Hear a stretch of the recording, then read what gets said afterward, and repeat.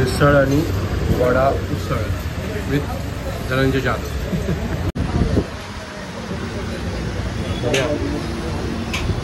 Are you ready?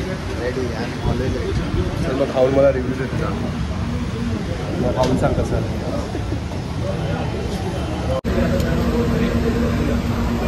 कशी वाटली मिसळ?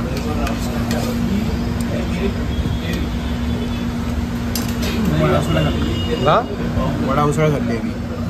कशी वाटली? असं लागलं. मिसळ खाल्ल्यानंतर मस्त वर्कआउट करून आता आपला डिनरचा टाइम आहे.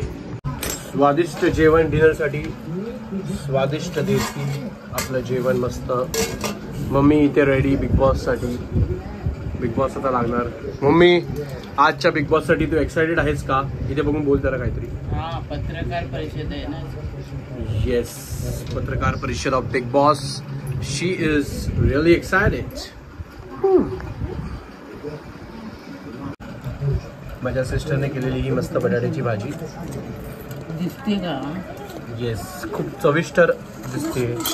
खूपच बेस्ट. Let's eat it. आणि ह्याचा पण आपण रिव्ह्यू देऊया. ह्याचा रिव्ह्यू चांगलाच द्यायला लागणार मला. वाईट देऊच नाही शकत. मस्त मस्त अशी ही बटाट्याची भाजी. भेंडी खाई. भाजी अँड ऑल्सो भेंडी, जी पप्पांनी ऑलरेडी खाऊन सगळी संपवली आहे. भेंडी भेंडी. And this is a review of the बटाट्याची भाजी and everything. तर अशी मिसळीच्या डाळीची आमटी